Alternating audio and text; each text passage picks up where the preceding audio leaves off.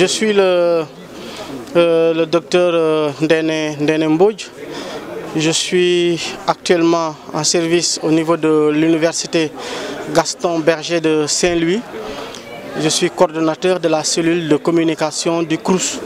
Et je donne aussi des cours de TD au niveau du département de philo depuis 4 ans.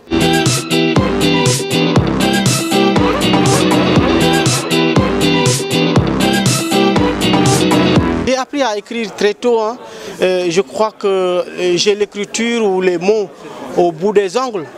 Je viens juste de faire la cérémonie de présentation et de dédicace du Sénégal des enlisements. Ce qui est sûr, et je le crois fondamentalement, dès le mois de décembre, je lancerai le flâneur d'Afrique. Donc je suis persuadé que je peux écrire beaucoup de choses. J'ai appris à lire beaucoup et évidemment j'ai beaucoup d'idées. Et je crois que ces idées, je peux les sortir, je peux les partager avec les Sénégalais. Donc j'ai appris à lire et à écrire et je crois que ça continuera.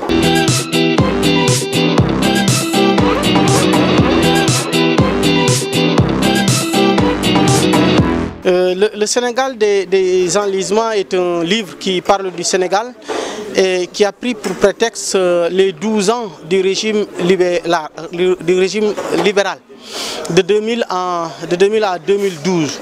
Et j'ai dit tout à l'heure au public que les 12 ans du président Abdoulaye Wade n'ont pas été une cible principale. J'ai profité simplement de la gestion des libéraux pour parler du Sénégal, pour parler de l'Assemblée nationale, pour parler des appareils idéologiques d'État, pour parler de l'argent dans le pays, pour parler de la démocratie dans le pays, pour parler des étudiants dans le pays, pour parler des intellectuels, de la situation des intellectuels dans le pays, pour parler pour théoriser l'économie solidaire, pour parler de la justice sociale, pour parler de la société civile et pour parler de l'avenir du pays. Donc, en parlant du régime libéral, des 12 ans du régime libéral, j'ai utilisé simplement ce tableau ou ce champ politique comme un prétexte pour parler du Sénégal. Je suis un Sénégalais de surcroît chercheur, je suis obligé de parler de mon pays en pensant qu'il est possible de critiquer, de fouiller et de faire des propositions pour le meilleur Sénégal. Le grand Sénégal, comme je l'ai dit. Et le grand Sénégal, c'est le Sénégal de toutes les compétences, de tous les corps de métier.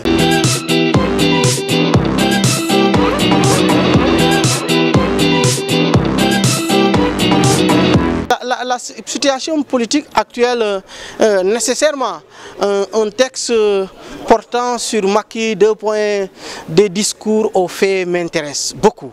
Et je crois que je suis en train de m'investir, j'écoute et j'écris. La situation actuelle du pays est très confuse. La plupart des Sénégalais, et juste après Wade, continuent encore à revenir sur terre. On croyait que c'était bien parti. Tous les Sénégalais participeront dans la vie active et politique du pays. Ce n'est pas le cas. Aujourd'hui, si nous prenons ne serait-ce que l'université, nous ne sentons pas réellement l'implication politique ou intellectuelle réelle des politiques dans ce que fait le président de la République Macky Sall. Personnellement, je n'ai pas vu un grand intellectuel autour de lui. Ça, c'est d'ailleurs une analyse sélective et élitiste qu'on peut me reprocher. Mais je dis mieux, nous constatons que l'aura que le président de la République avait dès le début est en train de baisser ou de s'émousser comme glace fondant sous le soleil. Mais je dis, tous les Sénégalais commencent à revenir et à se décourager. Et c'est tout ce qu'il ne fallait pas. Et l'arrivée du président Abdoulaye Wade, avec l'engouement populaire que cela a suscité, est une meilleure preuve ou un meilleur indicateur pour dire qu'avec Macky, s'il ne se redresse pas, ça n'ira pas.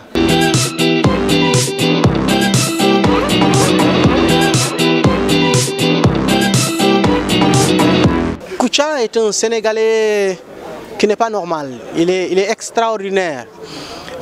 Au Sénégal, les gens pensent que la démocratie c'est simplement Blaise Diagne, c'est simplement Senghor, c'est simplement Abdou Diouf, c'est simplement Abdoulaye Wade, etc. Et ils pensent que la démocratie c'est une affaire d'intellectuels. Non, la démocratie c'est simplement la politique et la politique et la démocratie ce n'est rien d'autre que le Sénégal. Et si nous voulons construire le grand Sénégal dont je rêve, nous devions laisser à chaque Sénégalais le soin de participer.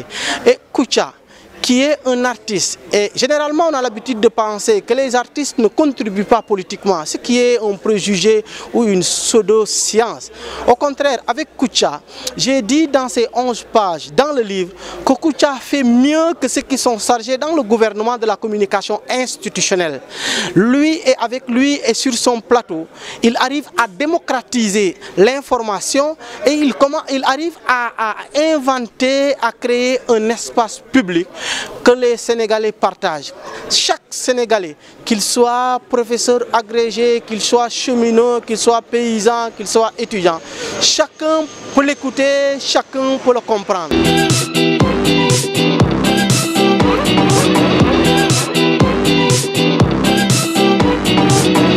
Que moi je ne suis pas un nihiliste. Si je devais être un nihiliste, je serais un nihiliste actif. Je ne crois pas aux apocalypses. Ce dont je suis sûr, c'est qu'un jour ça ira très bien dans ce pays-là. J'y crois fondamentalement. J'y crois et j'ai essayé de dire que je crois plutôt qu'on doit se séparer de la démocratie décolonisée. C'est-à-dire de tout ce qui nous est imposé et qui viendrait de l'étranger.